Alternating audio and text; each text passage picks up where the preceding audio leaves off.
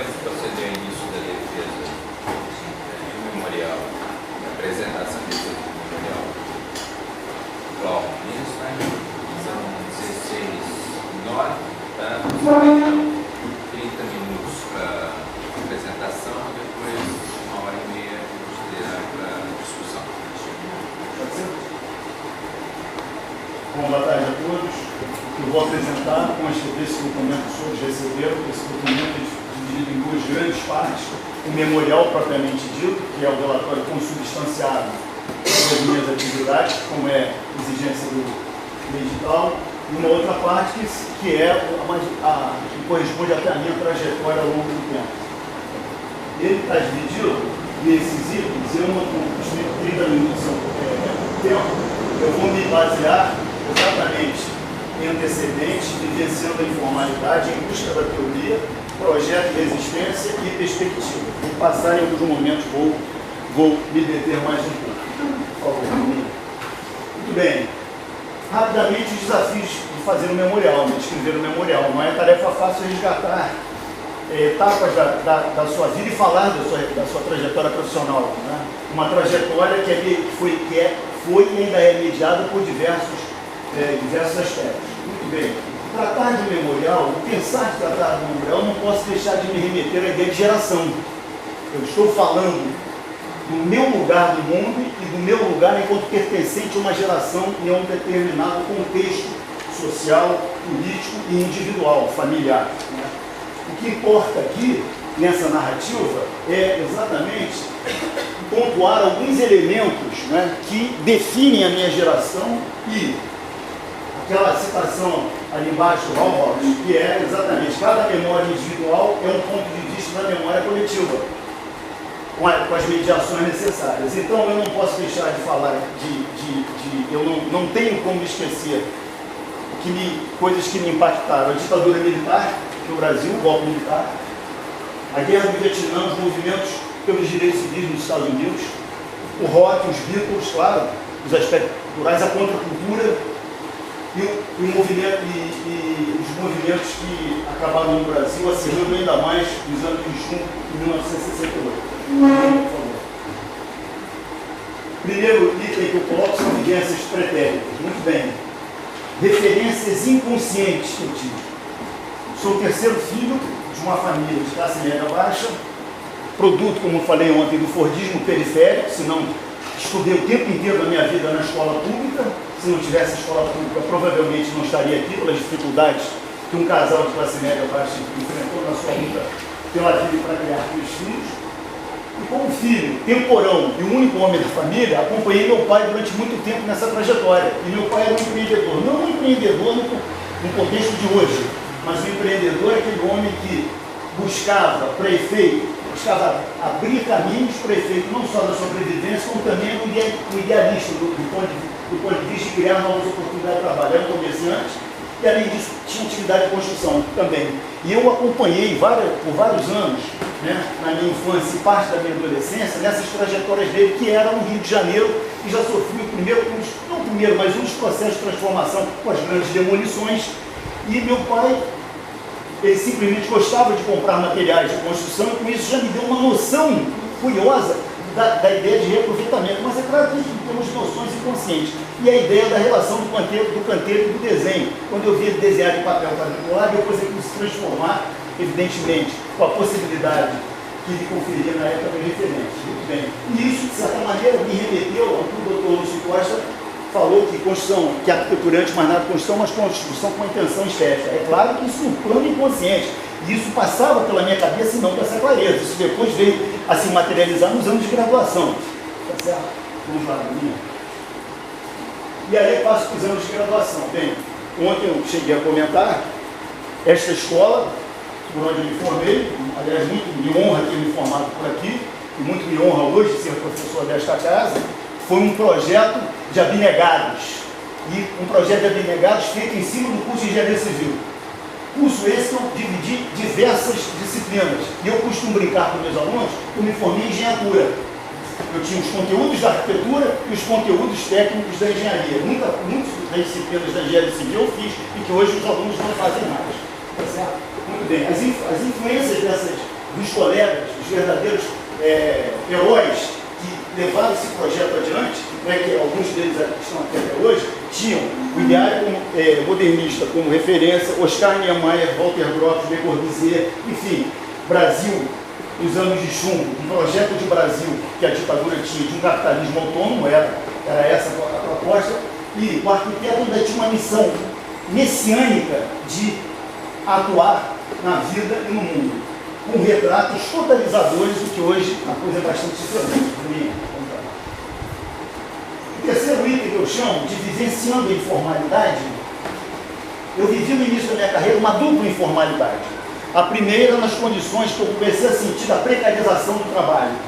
Como arquiteto autônomo, junto com alguns colegas que hoje já continuaram, uns no escritório de arquitetura no Espírito Santo, outros foram para a administração pública e outros vieram para a universidade, né? Eu comecei a atuar e a ideia era, que sempre me incomodou um pouco na graduação, era assim, bom, mas como projetar? Eu sou um profissional do projeto, como projetar? Começar por onde? Adivinhar? Como? E essa preocupação eu trouxe, de certa maneira, para a minha vida profissional. Já no início, bom, de onde começar? Porque, apesar dos heróis e dos colegas que tomaram o desafio de construir esses cursos aqui e de toda a tentativa de eles construírem um bom currículo de arquitetura, mas tinha, como ainda temos, embates e as perspectivas de curso, e assim sucessivamente. Bom, mas isso não me impediu, e eu tive uma grande oportunidade de voltar, de retomar na minha vida profissional e voltar a ser arquiteto responsável, fazer parte da equipe responsável para projetar o futuro campus da UF, que aí está. Só que eu fui contratado como professor, e essa dupla informalidade que eu falo, a informalidade como arquiteto na vida profissional, e depois a informalidade aqui, como professor trabalhando como arquiteto. Muito bem, Bruninho, aqui alguns projetos que eu recuperei, pode ir lá, Bruninho. Então, vivenciando a informalidade, eu dividi em duas grandes partes. Um professor atuando como arquiteto, no escritório técnico do campus. Então, eu coloquei de palavras-chave: novidade, peculiaridade, precarização, concretude, novas escalas. Isso foi muito importante para mim. As dificuldades dessas novas escalas, de se enfrentar as novas escalas enquanto arquiteto a partir de um método, a partir de um roteiro. Vivências e experiências do escritório técnico, assessorias a prefeituras, e como não poderia deixar de ser, arquiteto autônomo, e ali fiz questão de colocar muito desenho e algum canteiro, e com muitas experiências práticas do ponto de vista de exercer marcenaria. Já trabalhei em obra, embora como arquiteto, mas reformando e pegando a mão na massa, enfim. Isso me deu um conjunto de experiências que de certa maneira, me facilitou na continuidade. Um arquiteto atuando como professor, essa dupla militância de novo, acadêmica e de ateliê, professor de projeto, professor de teoria de arquitetura durante um certo tempo, coordenador de estudos daquela linha de estudos de problemas brasileiros, ainda era na ditadura, e eu consegui transformar num grande seminário, trazendo diversas pessoas para cá, inclusive colegas falando que hoje o que Jerônimo e Ulisses fazem aqui, em termos de prática profissional, eu de certa maneira reproduzi, não isso, evidentemente, mas dentro daquelas possibilidades da época. E na implantação das atividades de trabalho final de graduação. A história dessa escola, no início, 4 supervisores, da primeira vez que essa disciplina foi implantada aqui, 4 supervisores operaram juntamente eu, a professora Cristina Mello, a professora Regina, e agora me escapou o último nome da outra professora. Muito bem. Ser professor me colocou oportunidades, enfrentamentos e inquietações.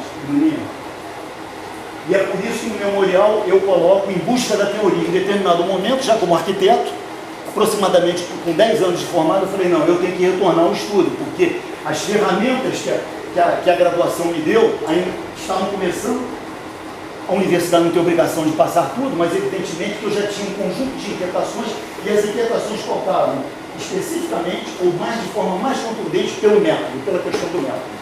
E não é à toa que eu fui buscar um curso de pós-graduação em engenharia de produto, na TOP, por acaso dividi os bancos escolares com o Sérgio Neuzinho, e infelizmente não tive condições de fechar por conta dos dramas e dos dilemas da família, né? Uma doença na família como o câncer, que meu pai acabou falecendo, me fez juntamente com a luta pela vida, me fez não poder completar isso, mas ficou como uma referência para mim em termos de método de trabalho, organização do trabalho.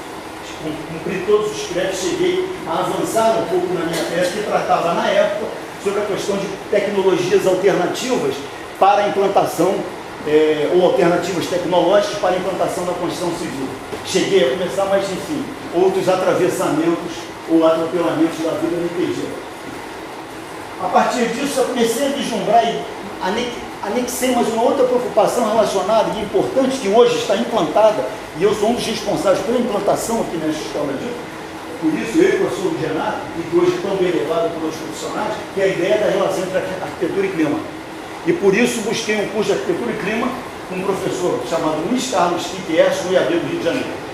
Esse professor me fez ver que não se trata do arquiteto virar, a termos dele, entre Paris, conforteiro, e sim um arquiteto com as noções e as orientações de conforto ambiental. Isso é importante, porque muitos invertem isso, tornando-se físicos que vão aplicar a física à construção, e não é ao contrário, é uma compreensão de arquitetura que sempre tem a partir do clima. E por isso, eu fui buscar um curso chamado Controle do Ambiente de Arquitetura, onde as minhas questões iniciais, método, conforto ambiental, arquitetura e urbanismo, eu avancei.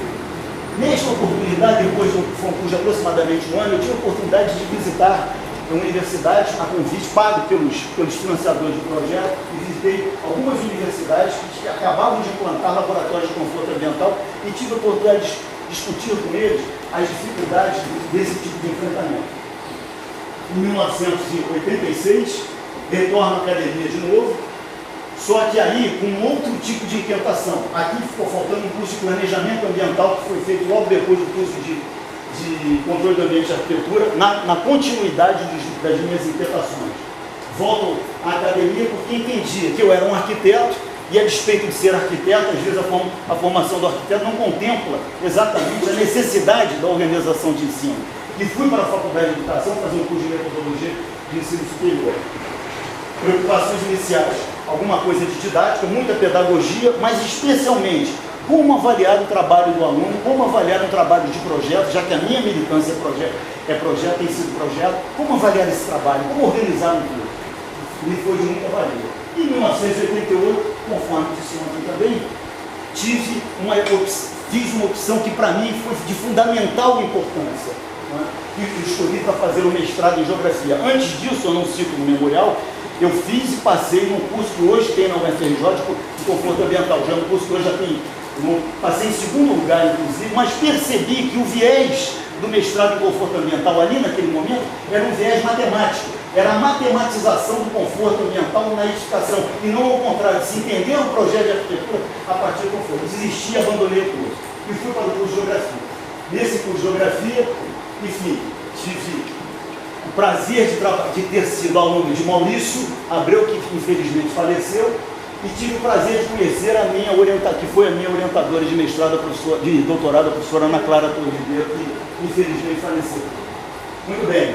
E a questão fundamental que a geografia me trouxe, que parece, falando isso em rápidas palavras, parece um pouco, mas não, foi a compreensão que eu trazia, não um entendimento, bom, mas por que os arquitetos têm tantas boas propostas, por que essas boas propostas às vezes não se realizam? Entender que as dimensões sociais, as dimensões políticas, sociológicas, enfim, influenciam, ou seja, um espaço enquanto um produto social. Terminei o meu trabalho, tive o prazer e a honra, quero registrar aqui, ter sido orientado pelo professor Roberto Lobato Corrêa, hoje talvez um dos maiores geógrafos desse país, e fiz um trabalho sobre o shopping center. E, por meio dessa pesquisa, comecei a vislumbrar os novos atores e agentes na produção do espaço urbano e também na construção civil. Eu falei, não, a construção civil não é no caso do shopping, não é meramente construir edifícios e vender.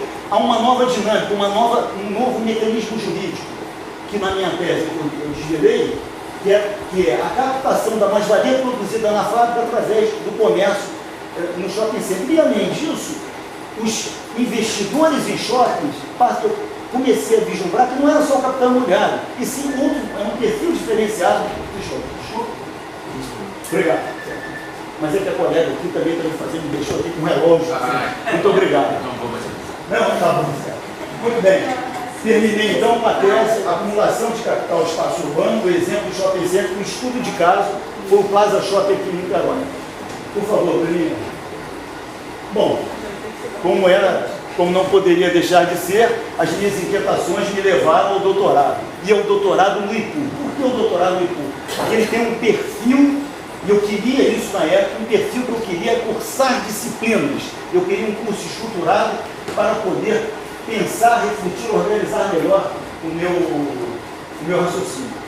E defendi a tese, espaço metropolitano em termos de globalização, estudo de casos do Rio de Janeiro, que por onde eu comecei a estudar o que ontem eu falei da geometria, do poder e do dinheiro, mas só que estou falando disso em 1999, eu ainda vislumbrava e tateava isso no final do primeiro mandato do senhor César Maia, e tive a honra de receber o segundo prêmio brasileiro político de planejamento urbano conferido pela ANPUR. O item 5, que eu chamo de projeto de resistência, nadando contra a corrente. Bruninho, volta um slide, por favor. Tá, vai. Projeto de resistência. Eu volto para a universidade, vejo, depois de 3 anos e meio, na realidade, vejo a universidade um pouco diferente da que eu deixei, a universidade ter passado já por outras orientações que eu tive um tempo para amadurecer e para me colocar diante dela. Muito bem, quando eu voltei do doutorado, a primeira coisa, a tentativa de construção de uma pauta. Não tínhamos ainda o mestrado aqui, só tinha o curso de graduação. Nessa época eu cheguei a conversar com outros cursos de pós-graduação aqui, mas resolvi depois esperar, porque tive reações, por exemplo, ouvi de um dos coordenadores de um curso de pós-graduação que eu conversei, falou assim, você não tem cultura de publicação. Como eu já estava quase 4 anos fora, eu falei, sabe que isso é um termo novo que inventaram?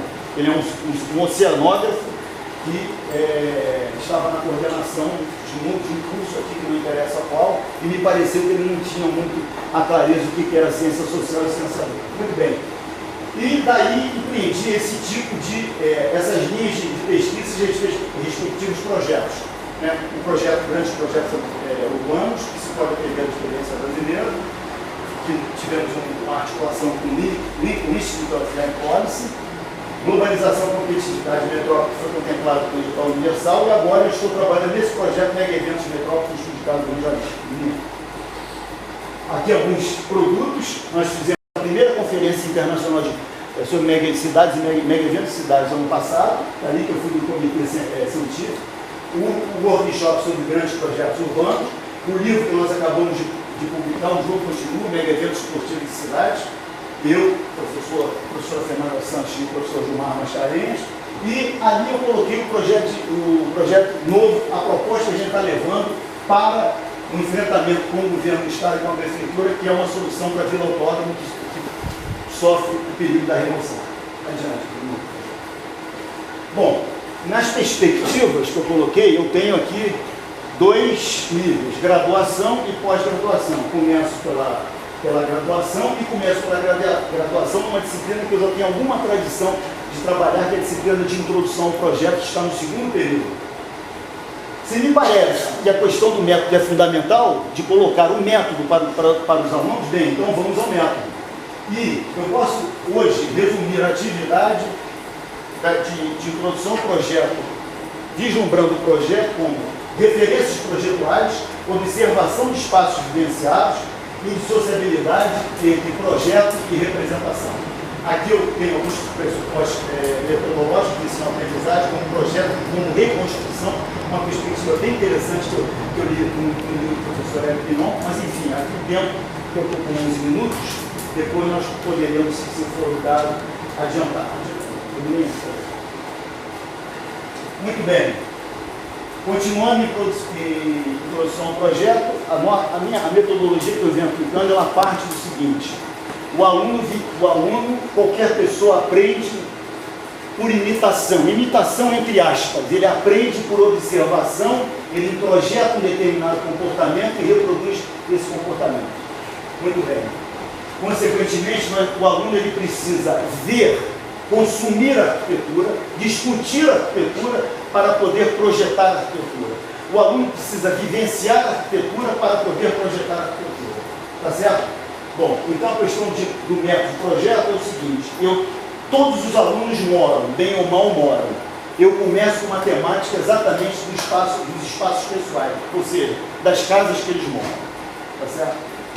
Mas tem um detalhe. Adiante, Bruninho. Eu organizo um exercício preliminar que eu chamo e tenho obtido resultados muito interessantes, que chama Os Arquitetos e a Sua Arquitetura. O aluno prepara, durante as primeiras 3 semanas, com aula correndo, ele não para de projetar, não para de trabalhar, mas ele tem um trabalho de pesquisa que ele apresenta um arquiteto. Eu apresento uma lista de 10, 20 nomes, um arquiteto onde indaga a vida, ele estuda um pouco a vida desse arquiteto e seleciona 2 obras e traz para a gente discutir essas 2 obras. Toda a turma faz isso, nós fazemos um seminário. O que eu particularmente entendo que nós estamos conseguindo atingir são trabalhos bastante interessantes. Num outro momento, eu coloco a questão dos espaços de moradia pessoais, mas há uma questão curiosa. Os alunos hoje, eles têm um medo, eu vou chamar assim, um receio do desenho, que eles confundem que o arquiteto deve ser um desenhista figurativista e não alguém que trabalhe o lápis. E tem do outro lado as mídias eletrônicas que estão fazendo, que tem seu valor, mas os alunos ainda estão num grau muito primário da reflexão de arquitetura. Então, eu começo pela elaboração de maquetes. Eu lanço um programa, eu discuto um programa com os alunos e falo, bom, qual seria a casa que vocês gostariam de morar? Vocês já têm referência dos arquitetos que vocês estudaram. Vocês se identificaram como arquiteto? Identificando, professor. Então tá, pensa numa casa, um programa ainda embrionário e materializa. Desenho, professor? Não, materializa a forma. Vamos fazer esse primeiro exercício. E consta exatamente aqui, por exemplo, por favor, para mim. Aqui estão os resultados, aquele é o primeiro momento e aqui é o segundo momento das materializações. Eles trazem, nós discutimos e aí ele parte para o interior da edificação depois de pensar na sua totalidade. Adiante. Aqui tem outros exemplos. Eu acho que eu peguei o PowerPoint errado. Por quê? Não, porque tinha um mais bem elaborado. Mas vamos lá, Bruninho, não tem problema não. Está muito grande esse. E assim, o curso fecha com um projeto. Então nós viemos tratando referências projetuais, croquis, materialização de uma forma, entramos dentro dessa forma e os exercícios do projeto depois se baseiam no seguinte: o aluno vira arquiteto e professor e projeta a casa do seu colega, a partir do que eu chamo de um sociograma que eles não têm acesso. Eles sorteiam pessoas, que é uma listagem onde eles põem as pessoas que eles mais se relacionam, o grau de relacionamento dentro da turma. E eu misturo aquilo e eles sorteiam e eles são arquitetos para uns e clientes para outros, para criar esse possível estranhamento, para fazer exatamente com que eles vivenciem, num grau ainda muito embrionário, o desafio da arquitetura. No último momento na disciplina, ao final do período, eu trato de grandes programas, ou seja, programas de museus, difíceis para um segundo, dificílimo. Mas a ideia aqui, seguindo um pouco no ICANN, que fala dos espaços servidores e dos espaços servidos, eu mantenho com eles, eu reflito com eles quais são os aspectos fundamentais de um programa de museu: sala de exposições e apoio administrativo. Damos uma área geral, um contexto, e eles, a partir de referências, partem para os projetos. Há uma disciplina optativa de Economia, Espaço e Sociedade, que aí eu trato, como mencionei ontem, exatamente da relação sobre a produção social do espaço e a inserção do arquiteto nisso. Essa disciplina está indo bem adiante, por favor. E no trabalho final de graduação, que eu tenho atuado, tenho muitos trabalhos orientados e tive o prazer, talvez confirmando as minhas orientações metodológicas, de ser orientador de um conjunto considerável de trabalhos que receberam prêmios. Ali estão alguns deles, para mim adiante, por favor. Bom, vamos para o nível de pós-graduação, que aqui eu já dei uma passada, por favor. O nosso mestrado, que agora é doutorado também, é um doutorado recentíssimo, está iniciando agora. No mestrado eu tenho basicamente 2 linhas de atuação: globalização, metrópole e projetos urbanos, em outras disciplinas, que eu divido com Fernanda Santos, que é uma criação nossa e que hoje está consolidada. E agora, tópicos especiais, espaço e paisagem na cidade globalizada, que no devido do professor Werther Roser, lançando uma articulação de professores, eu, Fernanda e Werther, cada um com o seu olhar, embora um olhar articulado e dialeticamente articulado. As linhas de pesquisa do nosso grupo de pesquisa, que chama-se Cadastrar CNPq, Grandes Projetos de Desenvolvimento Urbano, estão listados ali embaixo. Leia, por favor. Comentários finais que eu poderia dizer o seguinte: as perspectivas para mim é dar continuidade e o aprofundamento. Eu já tenho material para pensar em um projeto de maior fôlego, ou seja, escrever, ainda que seja um livro de pequeno formato, um livro sobre ensino e método de projeto, exatamente para tentar instrumentalizar professores que estão, especialmente aqueles que estão começando. É um projeto ainda embrionário, mas eu tenho bastante material desses anos que eu militei, que eu venho militando como professor de projeto. Não é? Então, esse é um aspecto interessante. Também, e na pós-graduação?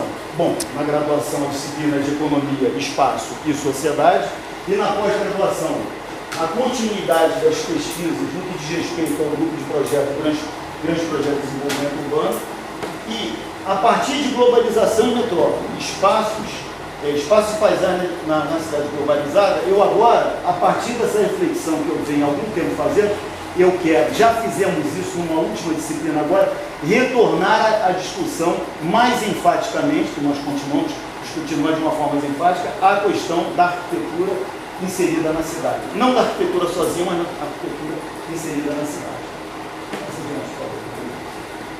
Bom, seriam as referências. Eu ainda tenho 3 minutos, eu quero, vou aproveitar se der tempo, eu quero mudar uma coisa aqui. Eu tenho uma outra apresentação aqui, cuidado, eu tenho mais completude do que eu queria dizer. Se não me engano, se não for melhor.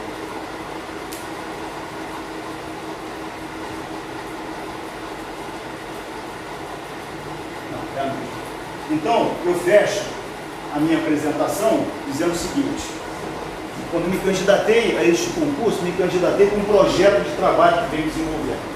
Quando me candidatei para este concurso, entendi que já tinha maturidade suficiente, maturidade pessoal, profissional e especialmente como professor, para me candidatar a um posto desse tipo. Quando me candidatei, penso num projeto de universidade pública e gratuita, de qualidade pública e gratuita. Quando me candidatei para esta vaga, penso num trabalho contínuo de defesa dessa universidade no plano interno, a continuidade dos diálogos possíveis, porque a academia anda muito dividida, lamentavelmente, e o diálogo, e nós temos que buscar o diálogo. Tem pessoas que não querem o diálogo, mas aí paciência. Nós temos que buscar. Fui chefe de departamento durante 2 anos, durante 6 anos estive na administração, 3 anos e 8 meses como subchefe de departamento, um dos profissionais que para mim fazem muita falta aqui, que foi o professor, que faz muita falta aqui, foi o professor Rui Fernando. Um excelente profissional, brilhante arquiteto, excelente professor e que me ensinou muito, a despeito de algumas divergências que tivemos, mas tive o prazer e a honra de acompanhá-lo. E tive também o desafio de estar à frente do departamento de arquitetura, garantindo que, na minha avaliação, o nosso departamento, falo o nosso, que é Sérgio, emergindo desse departamento, é o departamento que, no âmbito dessa escola, o que garante um espaço efetivamente democrático de discussão. Eu posso garantir isso, e isso foi produto de muita luta interna dentro do departamento. Portanto, me candidatei a esta vaga por conta que me sinto minimamente preparado para enfrentar os desafios. E há um projeto que ainda está embrionário, mas eu quase coloquei no memorial, mas decidi. Eu pretendo agora, juntamente com a Fernanda, nós pretendemos lançar uma revista, talvez eletrônica, cujo nome é exatamente Projeto Resistência. Por quê? Projeto Resistência, porque temos que ter a necessidade de um projeto e a necessária resistência também contra o discurso avassalador que vem massacrando a universidade e, consequentemente, a atuação de nós como professores, especialmente nós como professores de arquitetura do Brasil. Muito obrigado.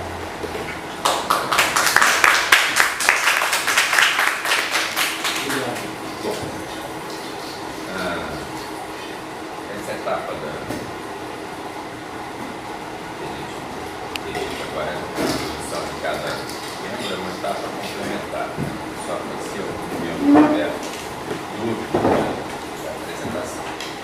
vai iniciar, então, dando palavra à professora Maria Lúcia Malá. É legal, o seu memorial é bastante elucidativo, bem completo, faz uma visão ampla da sua trajetória. A gente pode observar que você é uma pessoa que sempre procurou novos conhecimentos, né?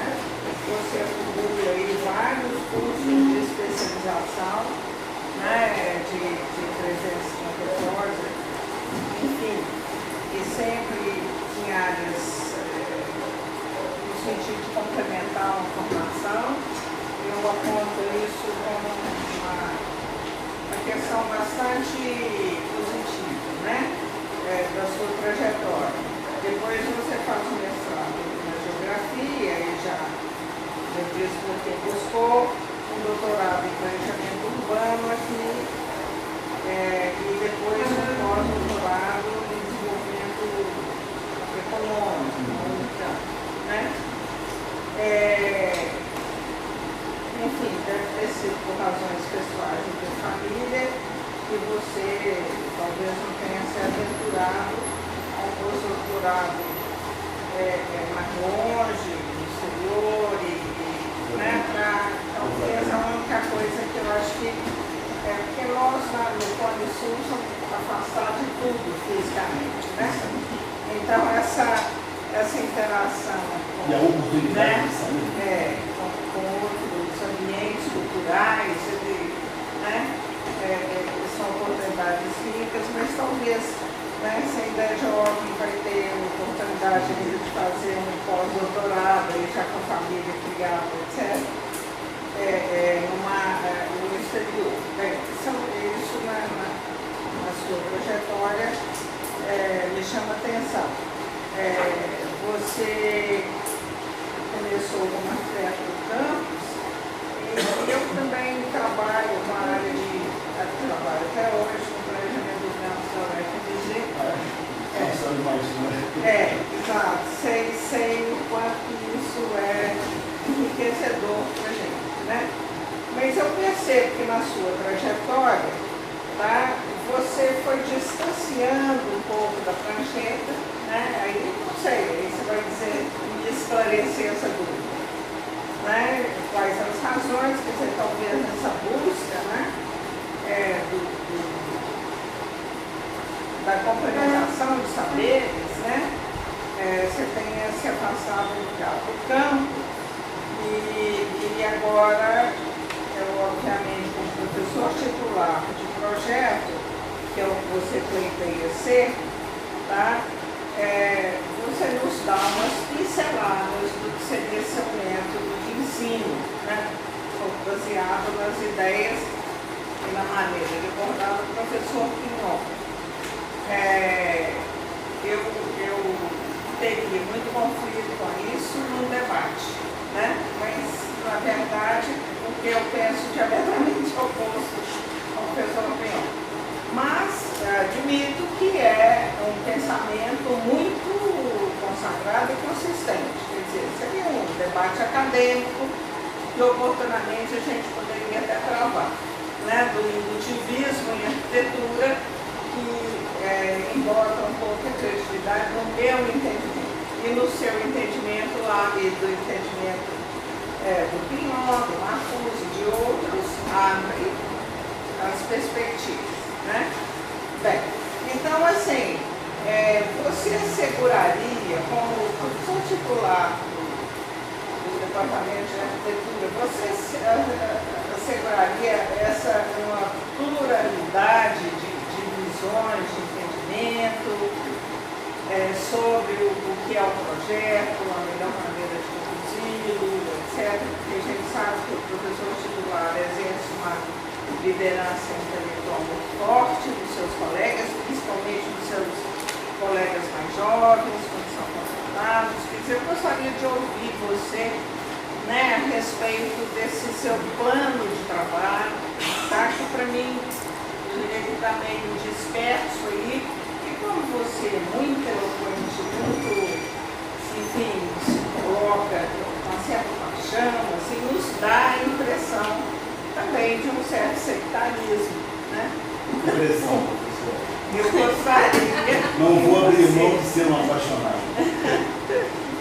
Eu não preciso abrir, então o que você começar? Perfeito. Primeiro, experiência no exterior. Eu fiz um pós-doutorado, eu fiz uma pós-doutorado na França, onde efetivamente eu vai trabalhar com pessoas da área de planejamento na época, inclusive que me deram muita sustentação. E na França, fazendo um trabalho com Frank Muller, Anitta Rodrigues e Eric Swingle, na Universidade de Lille. Era um curso eu tive a oportunidade de discutir as tendências que estavam acontecendo na Europa. Curioso, eu saí do Brasil naquela época, estava fazendo planejamento regional, e saí do Brasil e comecei a ver as escolas de planejamento lá fora. Foi interessante esse diálogo. E isso me deu, professora Maria Lúcia, uma visão bem interessante e complementar ao que eu estava estudando aqui, porque o impulso é um projeto de estudo, efetivamente. Porque há doutorado, professora sabe, há doutorado, que é uma disciplina única, disciplinas, então eu queria uma instituição de tipo de tivesse um movimento local considerado bem. A senhora falou aí que me distanciei da prancheira. Eu não diria com tanta contundência isso, professora, não. Eu tenho exercido a atividade de arquiteto sim. Mas chegou num determinado momento que eu tive que fazer uma opção entre a universidade, porque eu passei a me dedicar exclusivamente à universidade. Existe, enquanto me permite, me ter respeito, existem dois tipos de DREs. Dedicação esporádica e dedicação exclusiva. Eu sou o segundo, de dedicação exclusiva. Sou um apaixonado pela universidade pública e pela arquitetura e pelo urbanismo. Então, em determinado momento, eu tive efetivamente que fazer uma opção. E o que eu fazia de arquitetura, ainda que num pequeno ateliê com colegas, vivenciando aquela informalidade que eu lhe falei, eu tive que abrir mão porque eu não tinha mais tempo e condições de eu teria para dar um retorno a uma universidade pública e gratuita, para dar um retorno consistente, de passar, de transitar, por isso que eu pus o nome de busca da teoria mesmo, de transitar por um conjunto de formações, e se a senhora observar, aparece método e conforto ambiental. Eu não chamaria de conforto, controle do ambiente, ou então método e ambiente. Esse par vem pautando. Quando eu fiz a opção por me dedicar efetivamente à universidade, sem abandonar, evidentemente, algumas consultorias que apareceram pelas oportunidades, né, da vida, eu pensei no seguinte: bem, eu não vou me distanciar do projeto que é a minha paixão aqui. E é por isso que eu me mantive no departamento de arquitetura, quer dizer, eu não me mantive por opção. Na hora que foi criado o departamento de urbanismo, os detentores da proposta, dessa proposta, entenderam quem era o departamento de urbanismo e quem era o departamento de arquitetura. Eu fui até voto contra, porque eu acho que não se pode fragmentar o objeto. Se criasse, ou se tivesse criado um departamento de planejamento urbano, eu até compreenderia. Continuava com arquitetura e urbanismo no departamento de planejamento urbano, aí eu até. Mas enfim, foi o voto vencido, a democracia é feita por maioria simples, e vamos lá. E fiquei no departamento de arquitetura. E no departamento de arquitetura de atuando, se a senhora certamente deve ter observado, eu tenho mais de 80 trabalhos orientados. E dentro desses trabalhos, quase 80 ou mais de 80, quase 10% obtiveram prêmio. Méritos dos candidatos, não meu, mas também meus, porque foi toda uma metodologia de trabalho aplicada. Não é à toa que esse tipo de premiação chegou a esses alunos. E muitos deles que chegaram, bateram a minha porta para serem orientados no trabalho de final de graduação, me perguntando, mas afinal de contas, o que é projetar? Por incrível que pareça. Porque não há uma unidade. Como por essa prática, eu acho que o setor de projeto, o departamento de arquitetura, ou os profissionais, os arquitetos que estão no departamento de arquitetura, eu acho que deveriam se reunir mais pensando, não uma metodologia como camisa de força, mas uma metodologia como caminho. A senhora fala usou um termo de sectarismo. Não, professora. Eu perguntei. Desculpa, a senhora perguntou. Não, claro que não. Há um problema entre a paixão e como se classifica a paixão num mundo muito pastoso como o de hoje. Numa vida, numa sociedade onde há um falso socialmente necessário hoje. Essas palavras são do professor José Chazin, que esteve em Minas Gerais, onde eu falava, para além do trabalho socialmente necessário, estou falando de Marx, me perdoe, para além disso ele falava, há um falso socialmente necessário nesta sociedade essa que produz o falso. Não é? Então, alguns acham que hoje nós estamos permeados pelas redes, que eu chamo até no meu memorial às vezes, redes pós-modernas, né, porque dar o atributo pós-moderno, que nem sempre essas redes buscam diálogo, e sim buscam mecanismos de autopromoção. Eu sempre busquei diálogo aqui, e eu acredito que sempre, nas oportunidades que estive à frente aqui, em cargos de liderança ou em cargos de representação, eu sempre busquei o diálogo. A minha ser apaixonado não é característica. Agora, é claro que vou sempre discutir. E não tenho medo da discussão. E acho que ninguém deve ter medo da discussão, porque podemos discutir isso aqui e conversando lá fora. O problema é que as pessoas às vezes confundem projeto político com projeto pessoal. Eu não acho que seja um problema só aqui, não. Eu acho que isso é um problema geral. Porque eu acho que nós podemos efetivamente ter um projeto, uma disputa de projeto com respeito, ética e generosidade. Eu acho que está faltando muita generosidade. Quando Ana Clara faleceu, eu não posso dizer. Desculpa. Mas enfim.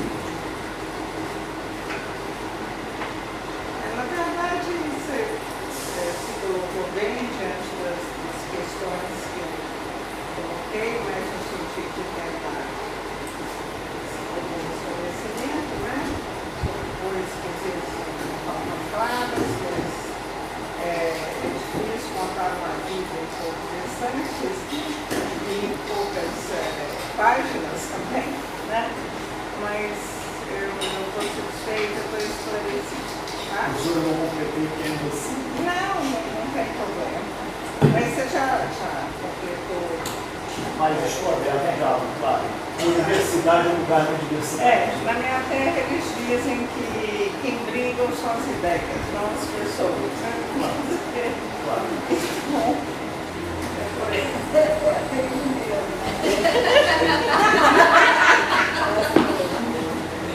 o que eu posso fazer? Mas a disputa de ideias não significa o massacre entre as pessoas, claro que não. Eu tenho divergências brutais, e tive aqui disputas, por exemplo, com o Sérgio. Isso não impediu que nos tratássemos respeitosamente. Então, obrigado às ideias, não obrigado às pessoas. Tenho divergências, não, estou falando isso é muito verdade, Sérgio, você está tomando? Só porque a gente era ruim de vida, né? Não sobreviver. Obrigada, Glória. Desculpas, obrigada. Não, absolutamente. Claro, não esquecer. Claro. Bom, nós vamos passar a palavra para a professora Circe. Aliás, desculpa, 32 anos, né, Sérgio? Pois é, pior que casamento. Daquele sábado de manhã fazendo prova para entrar no curso de engenharia para a universidade, sábado de manhã, não lembro, mas fazer uma prova escrita eu lembro no fundão. 32 anos, Sérgio, não pouco tempo não. Bom, passar a palavra para a professora Cláudio, Circe. eu li o seu memorial e depois de assistir sua apresentação, assim, não tão forte pergunta de fazer. A não ser, assim, primeiro, uma constatação de que é um documento extremamente bem formatado, claro, conciso, que ajuda muito a uma banca, uma organização que permite você sentir uma trajetória, sentir as ideias de um candidato. Então, a primeira coisa que eu gostaria de fazer é um elogio ao documento que você fez e também à sua apresentação. Essa sua apresentação, inclusive, da forma como você trabalha com o projeto, isso também veio a me tirar muitas opiniões que eu estava tendo antigamente, que talvez você não tivesse muita ligação com essa parte de projeto. E, pelo contrário, fiquei muito feliz com o que eu vi, principalmente com a metodologia, da forma como você encara essa parte da projeção. E só me resta dizer que ler o seu trabalho é realmente isso. Né? Uma vez um orientador meu me dizia assim, se você quer conhecer um professor, você olha para os alunos dele, né? Então, não só isso é verdade olhando os seus alunos com suas condições, mas principalmente quando eu olho os seus mestres, porque eu leio seu relatório e digo, ai, foi aluna de Bob Lopes, ai, foi aluna de Ana Clara. Então, quando eu vejo a magnitude de quem você teve como professor e seu mestre, então fica claro para a gente entender o que a gente está assistindo. E a importância de como isso se desenvolve na vida das pessoas, né?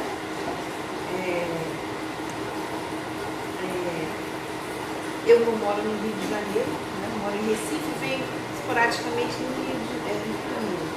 Mas eu já tomei uma decisão que para mim eu tenho sempre a sensação de que eu vou encontrar na Clara, que alguma coisa eu vou passar aqui e vai vir aquela coisa maravilhosa na professora Luísa me abraçar. Isso é o ponto pacífico, eu tomei isso na minha vida e essa é a minha imagem, e ela está aqui, sempre vai estar aqui, para mim sempre vai estar aqui.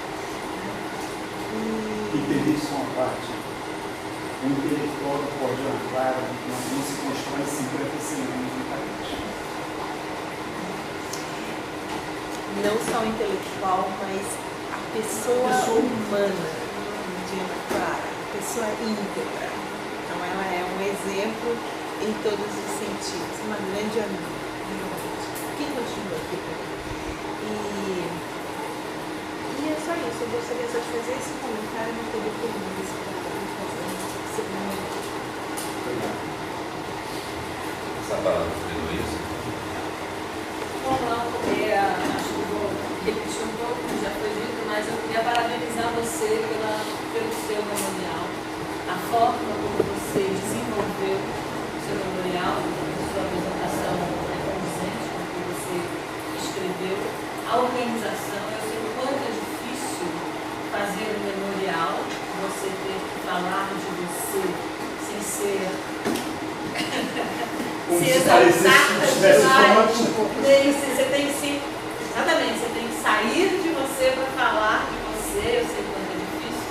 E acho que você conseguiu dar essa dimensão e deixar muito claro a sua trajetória. E eu concordo plenamente com o Cici, a organização que você apresentou, a segunda parte do seu memorial, ajuda, facilita demais a banca de seguir sua produção, sua atividade profissional, seja na academia, seja como profissional da arquitetura, e tudo isso, a quantidade de orientações, o que você fez, o que você não fez, enfim, o que você fez, o que você está fazendo, e tudo isso, suas pesquisas e tal. Então, realmente, é muito fácil de poder, de entender a sua trajetória. E acho que uma das coisas que ficou clara também nessa sua trajetória é a coerência da sua trajetória. Então, você tem uma coerência no que você faz, nas suas buscas. Eu acho que uma coisa que ficou muito interessante aqui, que você falou na sua apresentação, é a busca pela metodologia didática, a falta, eu concordo plenamente com você, a falta que faz quando a gente entra na academia, se vê diante dos alunos e a gente não é preparado didaticamente para isso. Não é um mestrado, numa disciplina de docência que você vai um estágio que você vai aprender a lidar com alunos e você vai formatando isso ao longo da sua carreira. Então isso fica claro, essa sua busca, essa sua ansiedade, né? E a busca de complementar as informações quando você vai para a geografia, buscando entender outras coisas que a arquitetura não te dá e que são necessárias nessa sua coerência, nessa sua trajetória que está claro, aqui. Eu acho que uma coisa que você deixou também bem claro agora nesse seu final da sua exposição, o que você pensa de ser titular, o que você espera contribuir com o departamento, com os seus colegas, tudo isso, sendo você assim, no concurso, em primeiro lugar, um concurso. Né? Então, acho que é importante ter clareza do que vem adiante, né? Clareza do que você vai contribuir, clareza do que você vai ser um líder dentro do departamento, seja para os seus colegas que já estão, seja para os novos que vão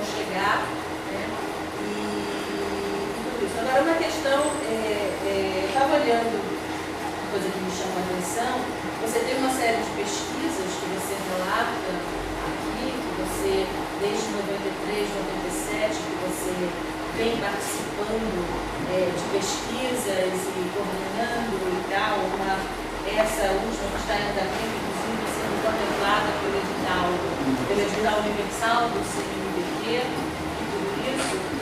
E eu queria só um esclarecimento, porque você tem um perfil de pesquisador, está claro nas suas publicações, está claro no seu envolvimento com a universidade. Quais são essas possibilidades futuras de pesquisa? Você comentasse um pouco mais isso dentro do que é a matéria, teoria e projeto de arquitetura, uma vez que ele é o objeto do concurso. Na parte didática, na parte de graduação, é muito claro as disciplinas que você ensina, o que você apresentou aqui, muito claro esse seu envolvimento com a matéria teoria, teoria e projeto de arquitetura. Mas as suas pesquisas, elas acabam, e eu já falei isso ontem para você na defesa da sua tese, elas apontam mais um caminho, vamos dizer, mais urbano do que arquitetônico, no sentido da disciplina que você fala. Eu queria entender como é que isso vai se refletir agora no papel de titular de teoria e projeto de arquitetura nas suas pesquisas. Eu mencionei, ao final da minha fala aqui, há um projeto para mim, eu quero fechar, eu tenho já uma empiria grande, que eu venho trabalhando esse método, não somente baseado no seu fenômeno, especialmente na metodologia de projeto, e aí se me permite, eu queria só estimar que eu não entendi específico, eu vejo basicamente dois modos de projetar. Né? A função segue a forma segue a função. Eu acho que na realidade nós temos, é como se fosse um pêndulo, a gente está sempre aqui, nem tem uma coisa só ou outra coisa só. Porque o tempo é um diálogo, sempre. Ora, a gente tenta ali por um aspecto mais formalista que eu estou neste momento, constatar uma dificuldade dos alunos, que eles vêm de técnicas gráficas com muita representação, não do conteúdo do desenho, mas das normas de como desenhar. E é muito difícil para nós, professores de projeto, não ao arrepio dos que os colegas responsáveis por desenho técnico passaram por ele, mas quebrar aquelas normas, entre aspas, e mostrar que o pensar a arquitetura e rabiscar não significa necessariamente se ater às normas. Num primeiro momento, exatamente para não prejudicar a criatividade. Bem, então é um projeto de um livro, né? Mas uma coisa de primeiro formato, assim, que eu quero contribuir para um diálogo, porque eu me coloquei no lugar de um professor novo que entra numa segunda linha de projeto. E eu tenho hoje um certo saber na área de ensino, porque esse curso de metodologia de ensino superior já vai há alguns anos, eu já tinha cabelo preto quando eu fiz, né? Ele me deu instrumentos, ferramentas, não é? Para pensar. Eu sempre tenho, nos meus cursos, eu sempre estou pensando, bom, mas como? Objetivo como? O que eu quero passar? Então, talvez um livro de pequeno formato para exatamente instrumentalizar novos professores. Não tenho a pretensão de fazer nenhum manual, nenhum roteiro fechado, absolutamente, não.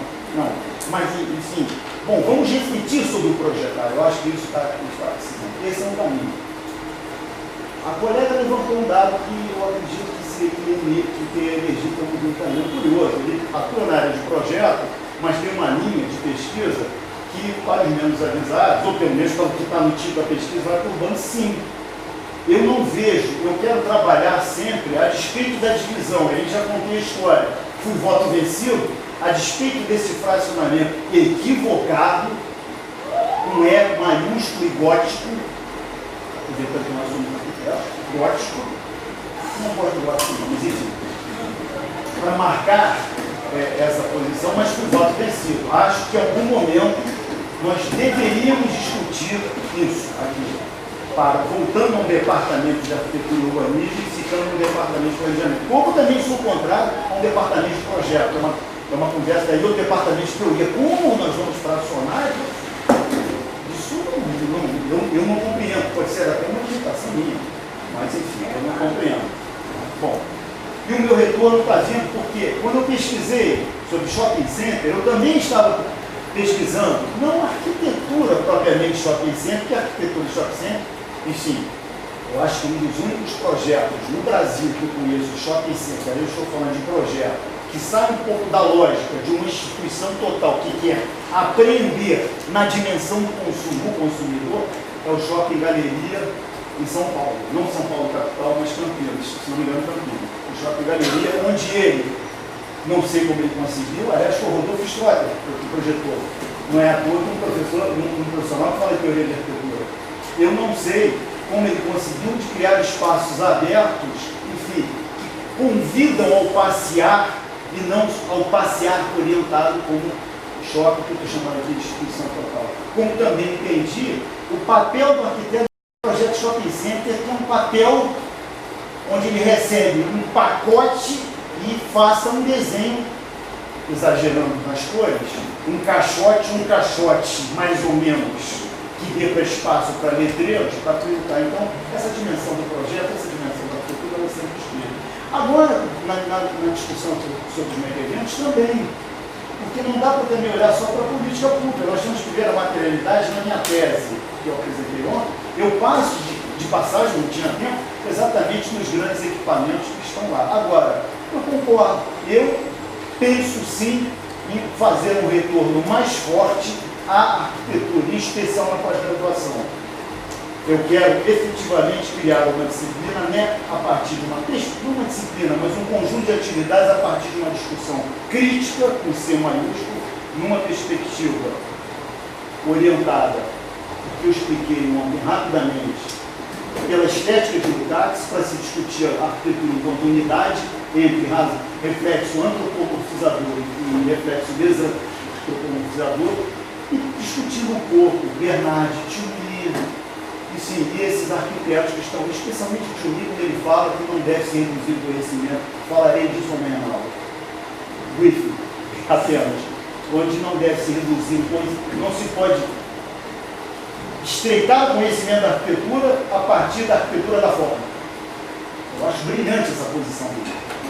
Vem ao encontro do que eu tenho pensado. Agora, não é fácil montar os trabalhos, afinal de contas, eu militei, venho militando, escrevi esse material, enfim, eu estou próximo de um esgotamento. Não quero também ter um termo de mim, não, porque foi opção pessoal, que deixe claro isso, foi opção pessoal minha. Não tenho medo do trabalho. Mas sim, dar mais ênfase numa disciplina de teoria crítica da arquitetura, mas uma teoria crítica com C maiúsculo, com mais respaldo que eu estou ainda em processo de formação, mas me considero razoavelmente amadurecido para enfrentar um desafio desse, porque eu tenho o conhecimento, não se trata de fazer uma propaganda individual, mas tenho consciência clara do estatuto teórico e do estatuto de reflexão que eu tenho, não somente para a arquitetura urbanística, mas também para a universidade. E o conhecimento que eu tenho desta casa também. Não sei se respondi. Obrigado. Essa palavra também depois que ela tem o amor de chamar ela de Denise Machado. Machado, ela gostou da chamada.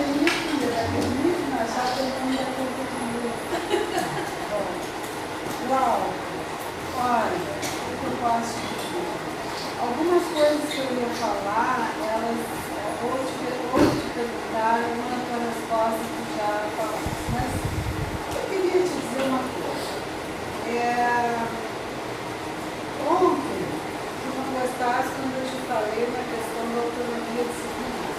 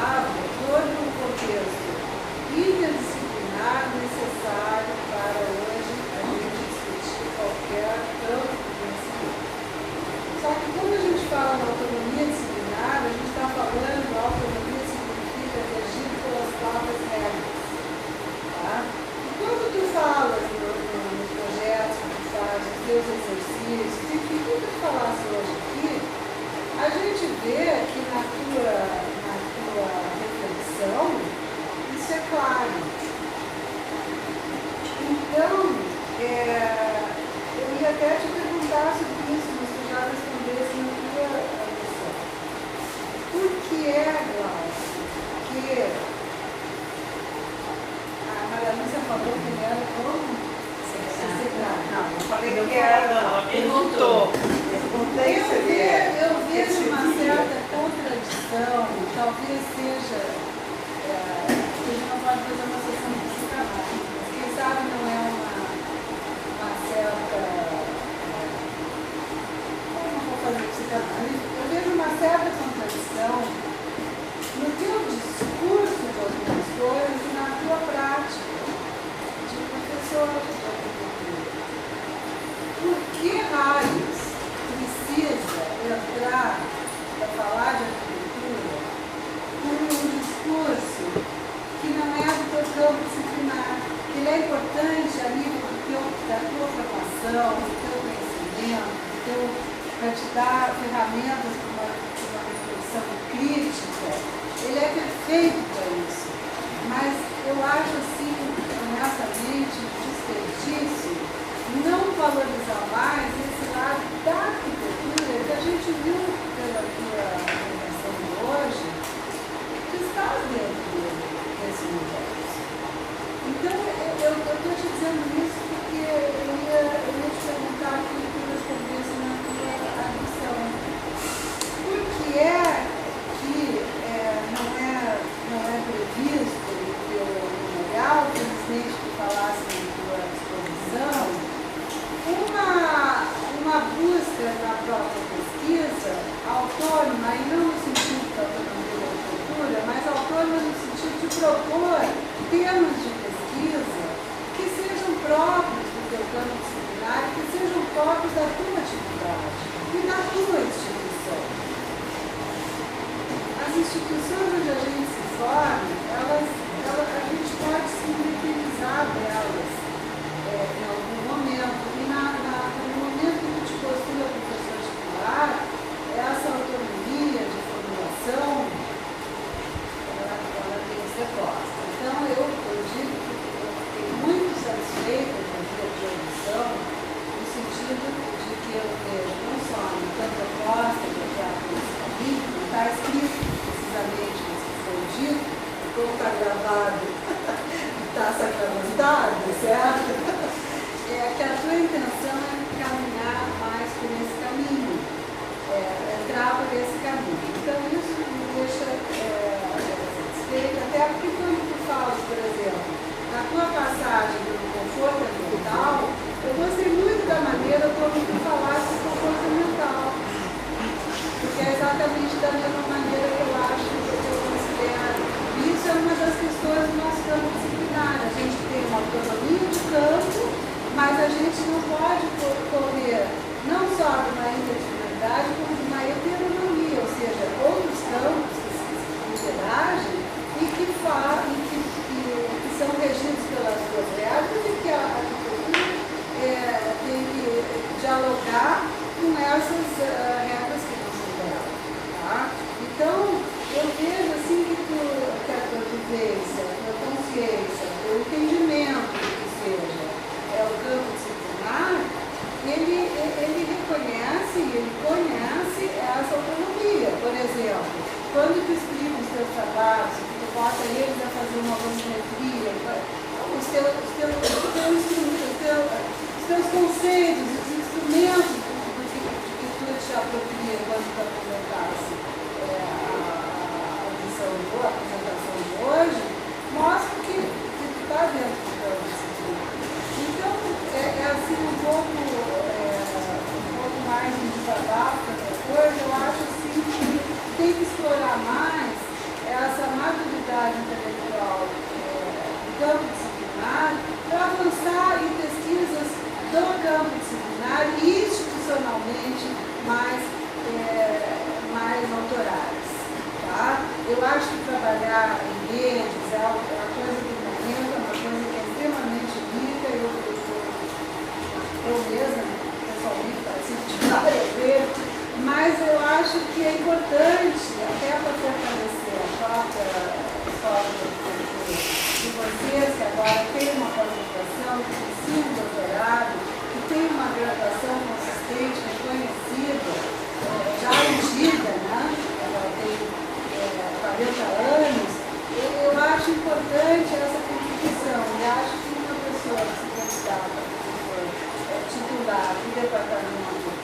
seja ele qual for dessa escola, no campo da teoria do urbanismo, dentro da ginástica, as aplicações dentro do campo muito, eu acho que é uma responsabilidade nesse momento institucional e nesse contexto avançado. Tá? Eu estou te dizendo isso porque eu também tenho formação, cada um tem um tipo diferente, mas eu também passei por outras áreas que não eram inclusive a minha tese de doutorado, por exemplo, não tem nada a ver com cultura, é uma tese de economia e geografia. Tá? Mas eu acho que essa volta, essa saída e essa volta, ela é enriquecedora, ela é necessária mesmo.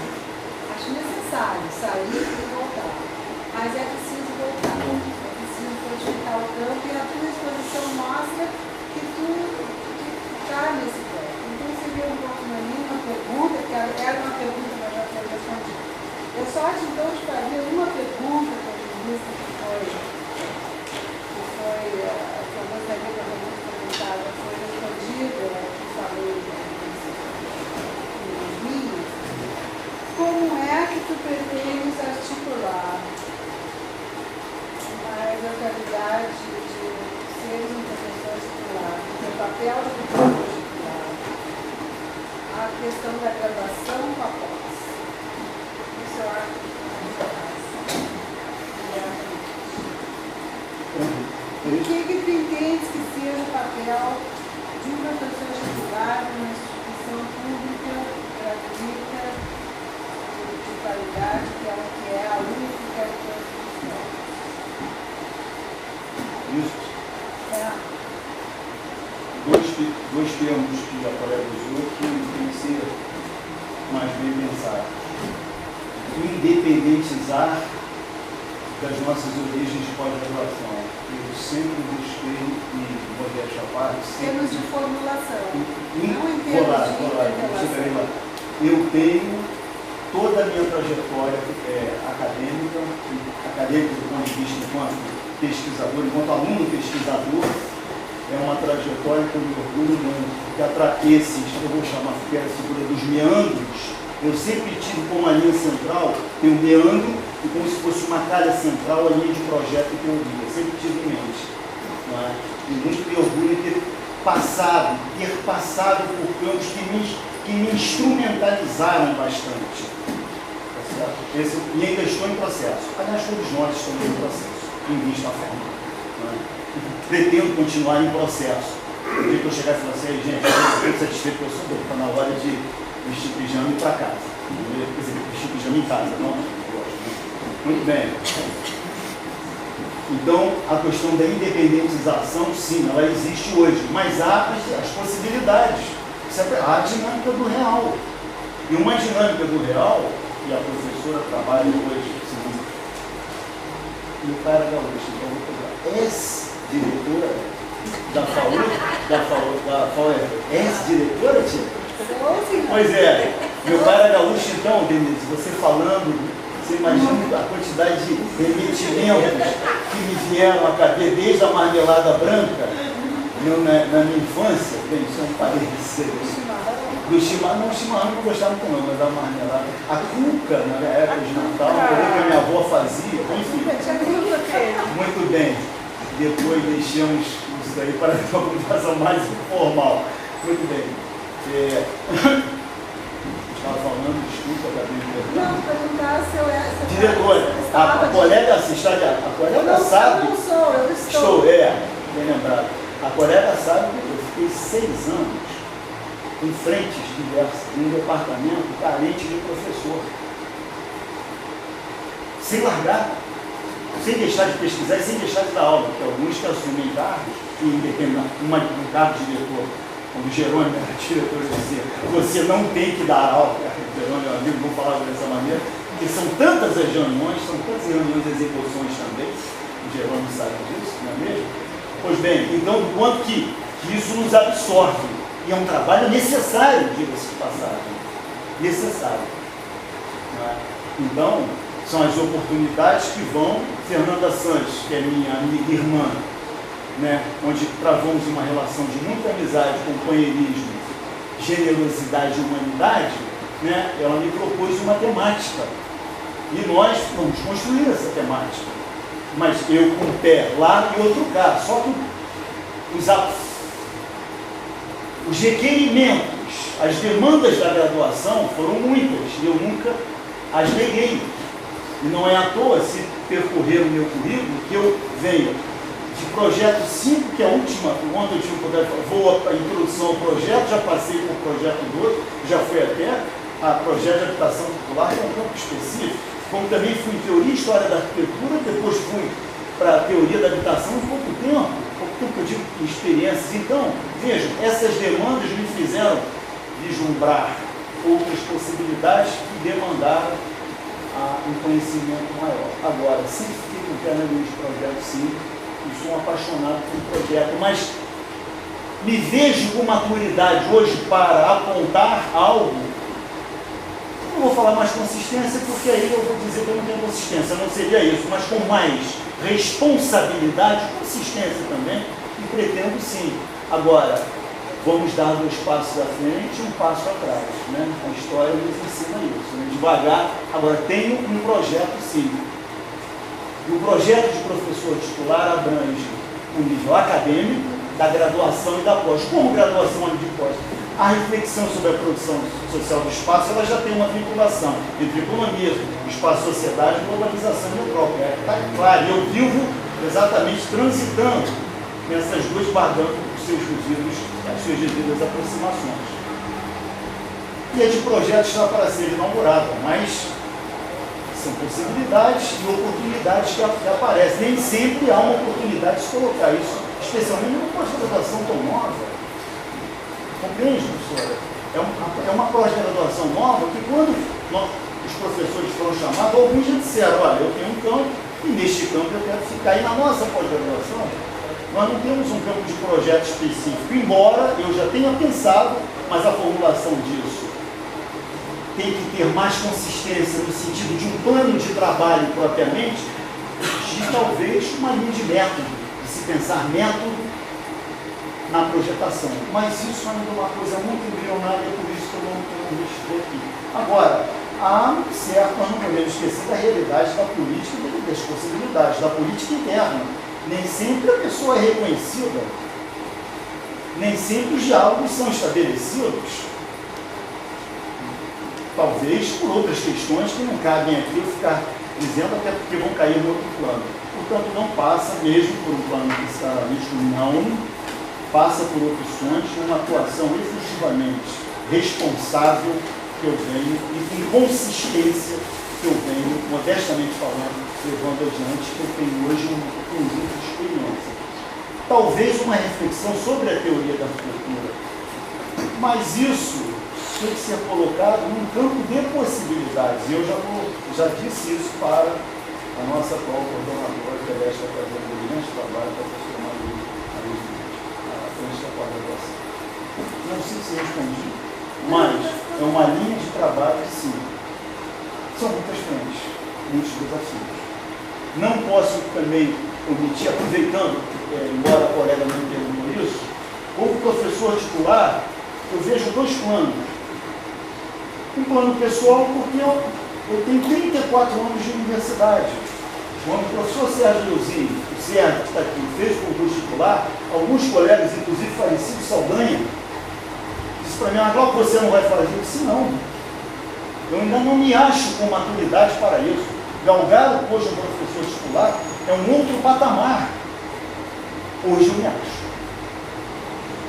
Poderia ter entrado, eu tinha as condições, eu era professora adjunto, não tinha doutorado, mas era professora adjunto. Quando Sérgio e Regina, que é minha irmã, passaram. Tá certo? Não, passou isso, Não, foi isso. certo. Só não vai perguntar qual é o nome, né?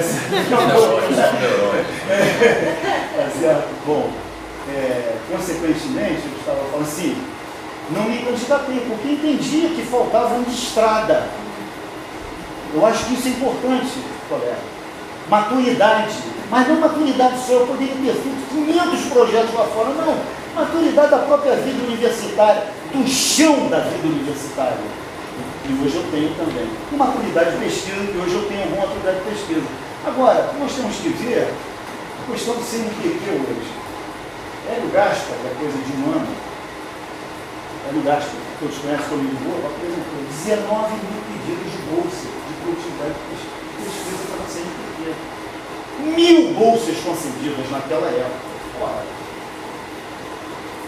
que país é esse que tem uma política científica para estimular a pesquisa, que é uma desproporção brutal como essa? E é por isso que eu já recebi, eu estou colecionando as cartas.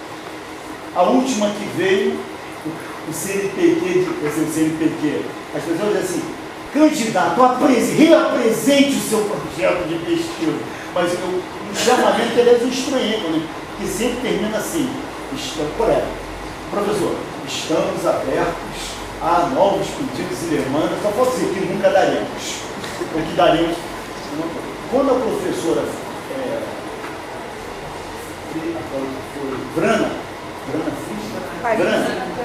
Panizzi, ela esteve aqui fazendo uma belíssima palestra sobre o CNPq, eu ia perguntar em público, mas depois achei melhor, né? E com a doutorada eu apresentei um projeto que foi aceito pelo professor Carlos Brandão. Vai ser o projeto.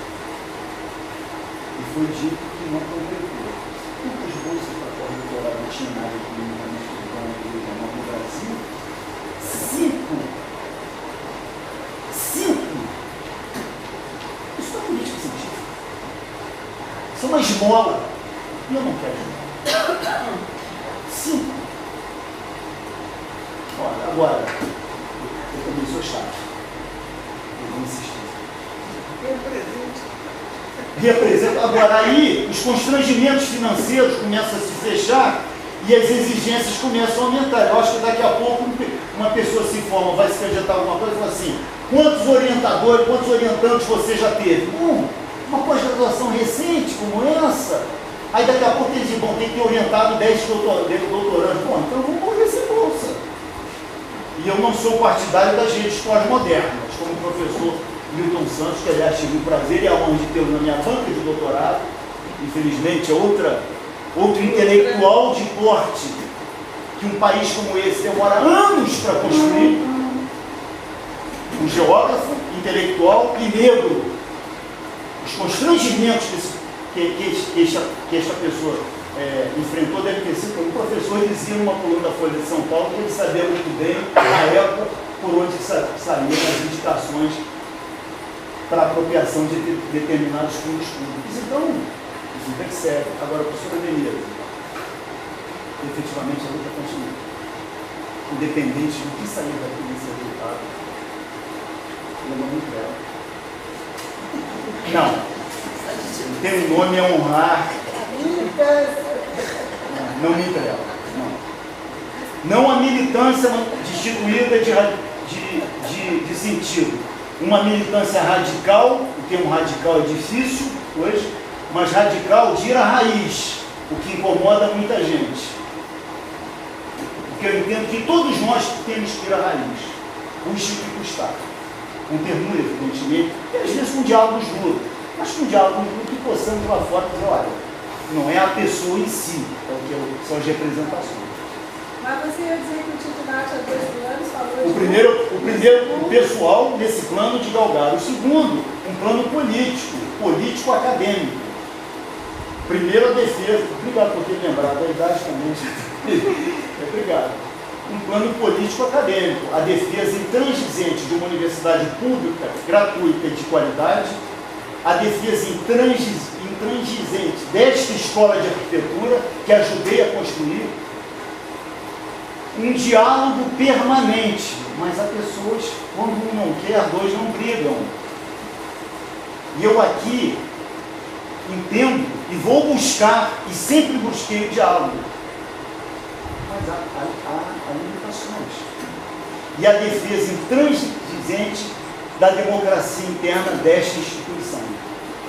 quando fui representante do Conselho Universitário, tem uma máxima sobre a Escola de Arquitetura. É a menor unidade gerando o menor centro. Já ouvimos isso nessa cantilena, né? Estávamos lá aguerridamente. Sim, pode ser, mas tem muita produção ali atrás. Tem muita produção sendo feita.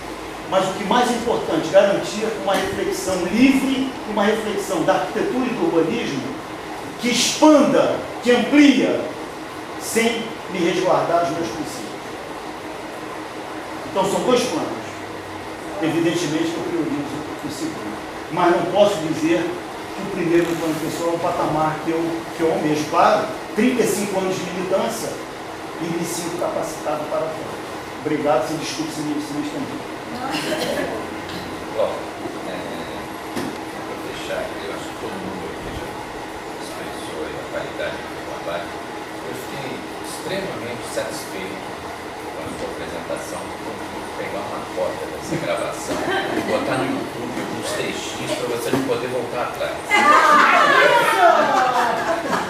Porque assim, você não sabe a satisfação que eu tenho de você montar como projeto de trabalho desse possível novo patamar que você está planejando aí, você trazer a reflexão que você tem de ensino no projeto, que é muito grande, se refletiu, inclusive, nesses inúmeros prêmios que seus alunos tiraram, numa reflexão de pesquisa. Isso vai ser uma contribuição imensa, inclusive, para o programa de pós-graduação que você vier a efetivar. Isso eu espero que cumpra a sua promessa. E fico muito satisfeito porque vejo que daí vai ter alguém, de alguma forma, continuando uma linha de pesquisa que, de alguma forma, estava levando, ainda que não exatamente uma linha, mas muito próxima. Mas eu queria te fazer uma única pergunta. Dentro disso, por exemplo, as coisas que eu queria fazer já foram respondidas. Até porque eu sei que você é mais que um DE, você é um DEzíssimo, vamos dizer assim, né? Radical na visão do que seja um DE. Nem tanto. Radical no bom sentido da palavra. Eu prezo muito radicais. Né? Mas eu queria saber como você julga possível, como você pretende compatibilizar o fato de você ser um DE, titular do projeto, eventualmente, se vier a ser aprovado aqui, com as limitações que nós temos hoje dentro da universidade para um efetivo exercício da prática do projeto, particularmente no momento em que a prática do projeto está sendo revolucionária. Eu estou exatamente escrevendo um artigo agora que eu comparo esses anos que nós estamos vivendo com a década de 20, quando houve uma profunda reorganização da categoria, né? Quando inventaram aquela história de arquiteto projetar um engenheiro calcular. Né?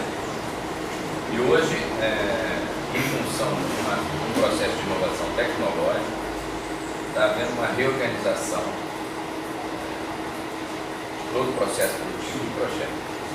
Então, como que você pretende, eu sei que você tem uma experiência passada do projeto que se refletiu em toda essa sua prática de ensino, com bons resultados. Mas como que você acha possível, se é que acha possível, quais seriam as possibilidades que você tem de fazer essa compatibilização? Olha, Sérgio, é uma questão interessante e importante essa que você faz, porque no nível de produção do projeto, eu digo, em alguns momentos, nós militamos, não juntos, mas na época, você sabe, as dificuldades, imagina, pegar um aluno de segundo período, são crianças. Bom, e que hoje, muito responsabilizadora, né? Porque nós formatamos ali, enfim, mas responsabilizantes no sentido. Mas, Sérgio, tentando retornar aqui, eu fico às vezes num dilema. Porque eu sou do tempo para concluir a comprovação curricular, eu revisitei alguns projetos meus, Sérgio, de 30 anos atrás. registradas no papel. Algumas coisas eu tive que fazer a recuperação das coisas. Eu me peguei colando coisas e outras coisas se perderam. Bem, e hoje nós chegamos para essa garotada, que a garotada traz um laptop e com um programa simples, ver o SketchUp, ver a autometria crescer. Vamos negar isso? Sim e não.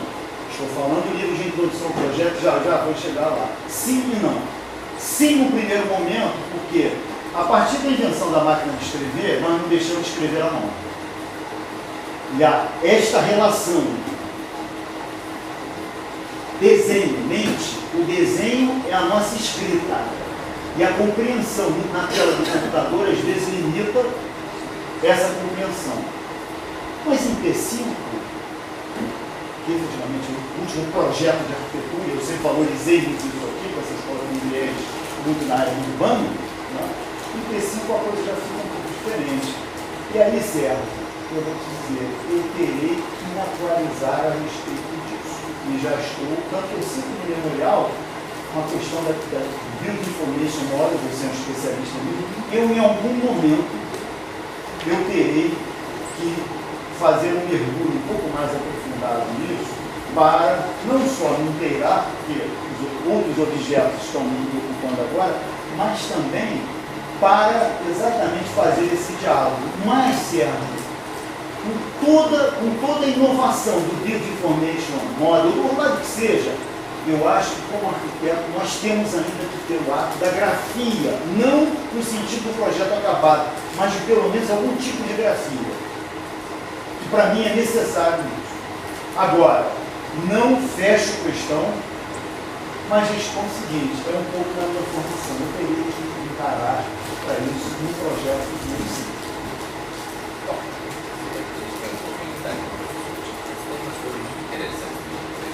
Você sabe que nos Estados Unidos não se ensina mais caligrafia. Na maior parte dos estados, não é em todos os estados ainda, mas na maior parte dos estados não se ensina caligrafia cursiva. As pessoas não aprendem a escrever à mão. Não sei os resultados disso na minha É interessante, é uma coisa a se pensar. Você refletir sobre a formação que a gente tem de humanista é uma coisa muito pesada. Tá? Se você levar isso para a arquitetura, seria a eliminação do lápis. Temos muito que pensar. Mas concordo, Sérgio, eu acho que não há como negar, embora, Sérgio, eu vi um discurso cortado. Eu tive a oportunidade de conversar com uma menina que era sua orientanda, que hoje, se não me engano, era uma menina do Nordeste, que era sua orientanda, Sérgio, mas você saiu para ser pró-reitor. Ela está trabalhando exatamente na tese dela, na dissertação dela, ela foi se orientando do Pedro Augusto. Eu não sei se era Eduardo, não, exatamente. E fiz o relato você está orientando? Eu não sabia. E eu fiz o parecer do projeto dela. E ela constatava no projeto de pesquisa dela uma coisa interessante. A despeito da revolução tecnológica, a despeito dessas inovações, elas ainda estão carentes de serem espraiadas no meio social da arquitetura, vamos dizer assim, no meio dos arquitetos, de difusão de inovações. É longo. Portanto, eu acho que nós temos, não vamos negar da necessidade, mas eu acho que temos que refletir cuidadosamente sobre isso. E é um bom desafio, Sérgio. Eu tenho tempo, evidentemente, agora, os enfrentamentos são grandes e temos muita luta aí. Mas como professor de projeto, eu acho que como pesquisador, eu acho que isso é um campo que está muito aberto. Aberto, perfeitamente. Bom. Bruninha é aluna? Bruninha não, Bruninha é minha filha.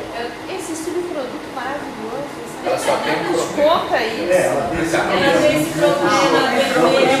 Além de mim, tem esse problema aí que tem, não é?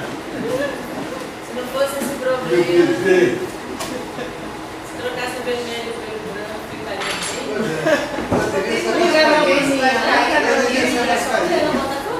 Eu sou Flávia. Botafoguense.